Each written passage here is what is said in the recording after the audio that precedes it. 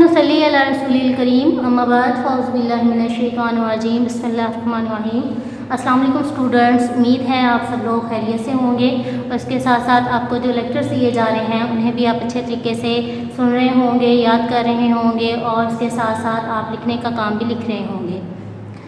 میں نے آج آپ کو اسلامیات کا لیکچر دینا ہے۔ ہمارا ریویو لیکچر ہے اسلامیات کا 8th کلاس کا، جو کہ 5 ہمارے لیکچرز دیے جا چکے ہیں، ان پر مشتمل ہے۔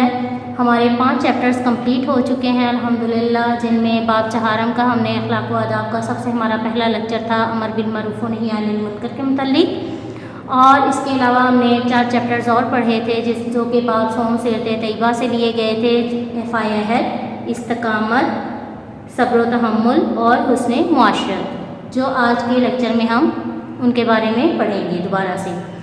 نازلہ تھا ہمارا سورۃ الفجر، آیت نمبر 1 سے 15 تک میں نے آپ کو پڑھایا تھا، جو کہ آپ کو اورلی جو ہے وہ یاد کرنے کے لیے دیا جاتا ہے۔ آپ نے امید ہے کہ آپ نے اچھے طریقے سے اسے یاد کر لیا ہوگا۔ سب سے پہلے ہم بات کریں گے امر بالمعروف و نہی عن المنکر کے متعلق۔ جیسا کہ میں نے آپ کو پہلے ہی بتایا تھا کہ امر کا مطلب ہے حکم دینا، امر حکم دینا، بالمعروف جانا پہچانا، و نہیں اور منع کرنا، عن المنکر برائی کے کام سے۔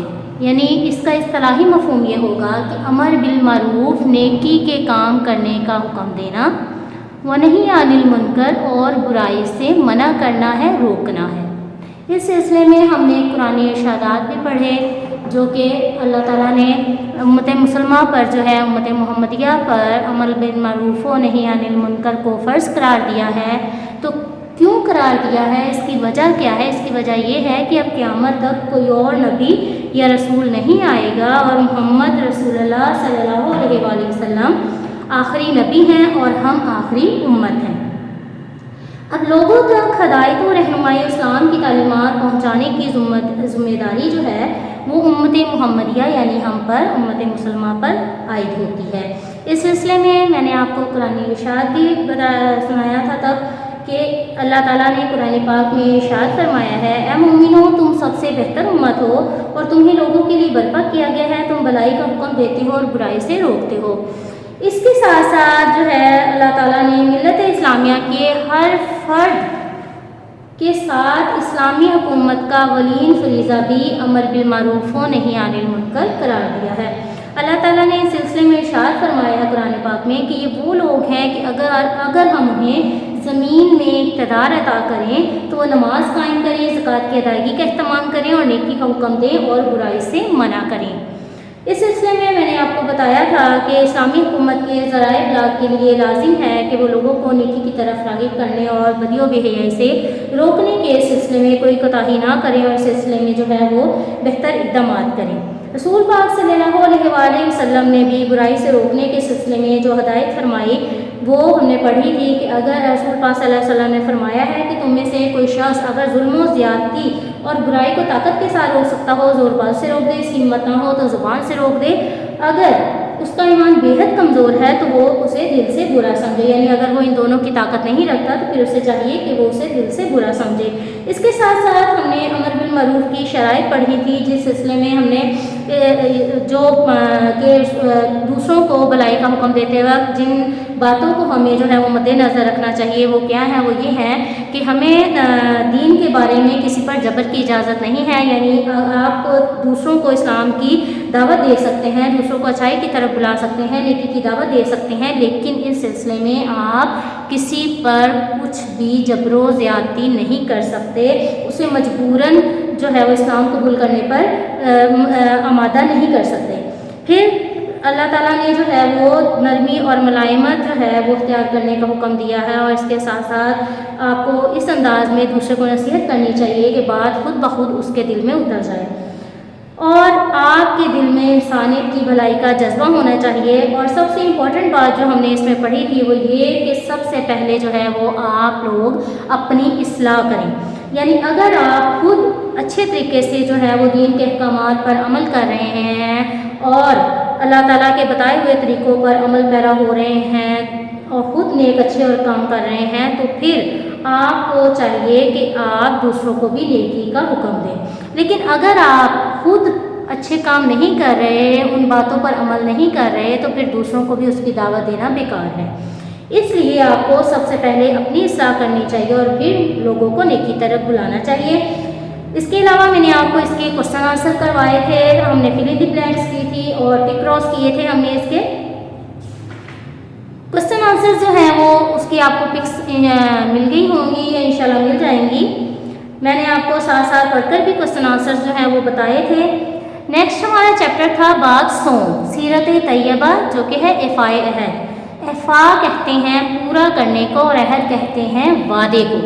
یعنی افائے عہد سے کیا مراد ہوا کہ افائے عہد جو ہے وعدہ پورا کرنا کہلاتا ہے. کسی سے جو وعدہ یا قول و قرار کیا جائے اس کو پورا کرنا وعدے کی پابندی یا افائے عہد کہلاتے ہیں. یہ اللہ تعالیٰ کی صفت بھی ہے اور سچے لوگوں کی علامت بھی ہے.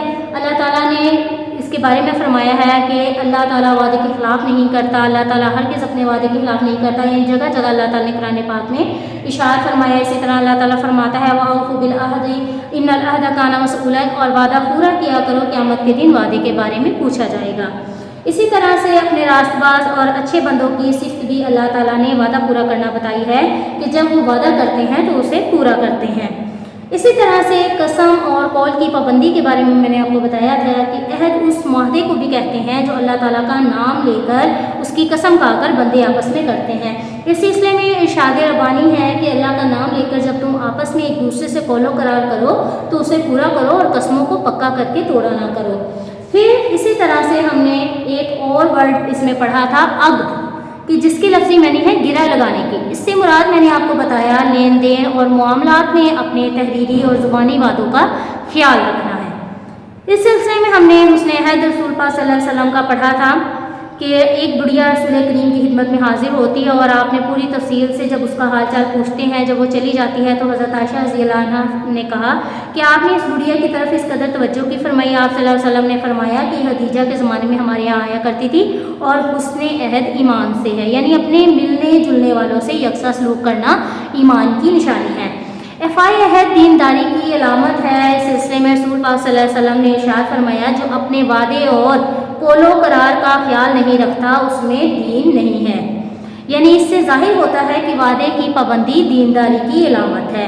امید ہے آپ کو یہ دونوں چیپٹرز اچھے طریقے سے سمجھ آ چکے ہوں گے. اس کے شارٹ کوسچن آنسر ہی تھے، 5 کوسچن آنسر تھے اس کے جو میں نے آپ کو کروائے تھے.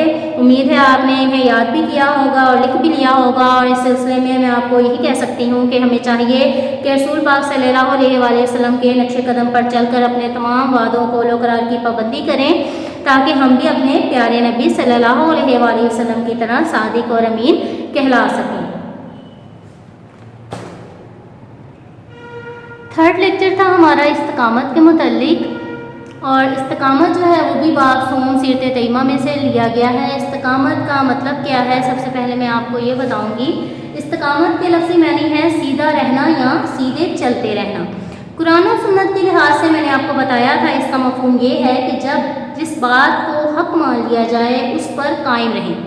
اس سلسلے میں جتنی بھی مشکلات پیش آئیں، مخالفتوں کا سامنا ہو، تکلیفیں دی جائیں، سب کچھ صبر سے برداشت کرنا ہی استقامت کہلاتا ہے اور ثابت قدمی سے دین پر قائم رہنا چاہیے. استقامت کا حکم ہمیں اس لیے دیا گیا ہے کہ ایک طرف ہماری آزمائش ہو جائے کہ ہم اپنے ایمان کے دعوے میں کتنے سچے ہیں، اور دوسرے اس کے ذریعے استقامت دکھانے والوں کے درجات بلند ہوں. تیسرے یہ ہے کہ اسی کے ذریعے سے دین پھیل سکتا ہے. اس سلسلے میں اللہ تعالیٰ نے قرآن پاک میں ارشاد فرمایا کہ جن لوگوں نے کہا ہمارا رب اللہ ہے پھر اس پر ڈٹ گئے تو ان پر فرشتے خوشخبری لے کر نازل ہوتے ہیں کہ نہ تم خوف کھاؤ اور نہ غم کرو، جنت کی نوید پر خوش ہو جاؤ جس کا تم سے وعدہ ہے. ہم دنیا کی زندگی میں بھی تمہارے حامی و مددگار اور دوست ہیں، اور آخرت میں بھی، اور اس جنت میں تمہارے لیے وہ سب کچھ ہوگا جو تمہارا جی چاہے گا، اور سب کچھ ہوگا جو تم طلب کرو گے بطور میزبانی کے بہت بخشنے والے نہایت مہربان کی طرف سے. اس سلسلے میں ہم نے پڑھا تھا رسول پاک صلی اللہ علیہ وآلہ وسلم کی استقامت کی مثالیں اور صحابہ کرام کی استقامت کی مثالیں. رسول پاک صلی اللہ علیہ وآلہ وسلم کو مکہ میں جس طرح ستایا گیا، دھمکیاں، توہین و تمسخر، تکلیفیں، لالچ، قید و بند، غرض کوئی ظلم نہیں چھوڑا گیا. لیکن آپ صلی اللہ علیہ وآلہ وسلم نے ان سب سازشوں، تہمتوں اور سب مصیبتوں کا ڈٹ کر مقابلہ کیا اور کسی بھی طریقے سے جو ہے وہ آپ اپنے موقف سے نہیں ہٹے، بلکہ آپ نے ہر جگہ پر استقامت کا مظاہرہ کیا۔ اسی طرح سے صحابہ کرام پر مختلف طرح کے مظالم ڈھائے گئے، ان پر ظلم و ستم کیا گیا، لیکن پھر بھی وہ دین اسلام سے نہیں ہٹے اور استقامت کا مظاہرہ کیا۔ اس سلسلے میں رسول پاک کی ہم نے استقامت کی مثالیں پڑھی تھی کہ آپ نے مختلف موقعوں پر جو ہے استقامت کا مظاہرہ کیا، غزوہ بدر میں، غزوہ احد میں، غزوہ تبوک میں، اور کس طرح سے آپ کو جو ہے حوصلہ شکن اور صبر آزما حالات کا سامنا کرنا پڑا، لیکن آپ نے استقامت کا مظاہرہ کیا۔ اسی طرح سے مختلف صحابہ کرام جو ہیں ان پر بھی بہت زیادہ ظلم و ستم کیا گیا، مگر کوئی بھی جو ہے وہ انہیں دین اسلام سے، حق سے منہ موڑنے پر مجبور نہیں کر سکا۔ اسی طرح سے اس کے میں نے آپ کو کوشچن آنسر کروائے تھے، ہم نے اس کی فل ان دی بلینکس کی تھی، آپ کو اس کے کوشچن آنسر جو ہیں وہ کروا دیے گئے تھے۔ 3 کوشچن آنسر میں نے آپ کو نوٹس کی صورت میں دیے تھے اور 3 کوشچن آنسر میں نے آپ کو بک پر ہی مارک کروائے تھے۔ نیکسٹ ہمارا چیپٹر تھا صبر و تحمل۔ صبر و تحمل کا میں نے علیحدہ ڈفرینس کر کے بھی آپ کو بتایا تھا۔ صبر کے معنی ہے اپنے آپ کو قابو میں رکھنا، تکلیفیں برداشت کرنا، کسی بات پر ثابت قدم رہنا۔ قرآن پاک سے ہمیں جو صبر کے معنی معلوم ہوتے ہیں وہ یہ ہے کہ ہر حال میں اپنے آپ کو قابو میں رکھنا، مشکلات کا دلیری بہادری سے مقابلہ کرنا، اسلام ملک کو جتنے بھی خطرات درپیش ہوں ان کا جوان مردی سے مقابلہ کرنا۔ اس کا مطلب یہ بھی ہے کہ ایمان اور نیکی پر قائم رہنا اور ان کے پھیلانے میں اللہ تعالیٰ کی رضا کے لیے کوششیں کرنا۔ صبر سے متعلق ہم نے قرآنی تعلیمات پڑھی کہ اللہ تعالیٰ جو ہے وہ صبر کرنے والوں کے بارے میں فرماتا ہے کہ صبر کرنے والے اللہ ہی پر توکل کرتے ہیں۔ اس سلسلے میں تحمل کا میں نے آپ کو بتایا تھا کہ یہ لفظ اکثر و بیشتر صبر کے ساتھ استعمال ہوتا ہے۔ اس کا مطلب یہ ہے کہ برداشت کرنا، یعنی کیا برداشت کرنا ہے؟ دشمن کی طرف سے ہر قسم کی تکلیف، گستاخی، ضرر کو برداشت کرنا ہے، زندگی میں پیش آنے والے ناگوار حالات کا مردانہ وار مقابلہ کرنا اور مسلسل آگے بڑھتے رہنا صبر و تحمل کے ساتھ۔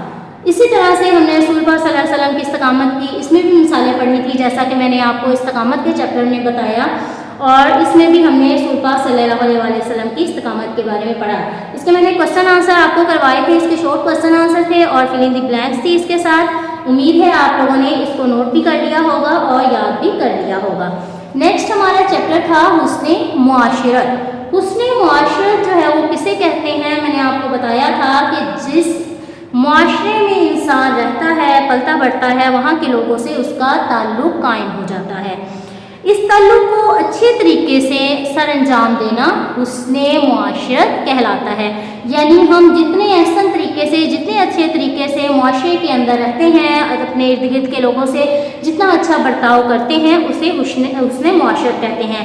اب ارد گرد رہنے والوں میں ہمارے دوست احباب، رشتہ دار، والدین بھی شامل ہیں، ہمارے محلے، وطن، قوم کے دیگر لوگ بھی شامل ہیں، حتیٰ کہ اس میں حیوانات و نباتات بھی شامل ہیں۔ چنانچہ حسن معاشرت کیا ہوا؟ حسن معاشرت یہ ہے کہ اپنے پورے ماحول اور اس کے تمام افراد کے ساتھ اچھے تعلقات قائم کیے جائیں، ان کے ساتھ نیک سلوک کیا جائے، بڑوں کا ادب کیا جائے، چھوٹوں پر شفقت کی جائے، ہر انسان کا احترام کیا جائے، ہر شخص کو اس کا حق دیا جائے اور ہر ایک کے ساتھ اچھا برتاؤ کیا جائے، یہی حسن معاشرت کہلاتا ہے۔ حسن معاشرت کے سلسلے میں جو ہے وہ اللہ تعالیٰ نے قرآن پاک میں جو ہے تاکید کی ہے، وہ کیا ہے کہ معاف کر دینے کی روش اختیار کرو، نیکی کا حکم دو اور جاہلوں کی باتوں کی طرف دھیان نہ دو۔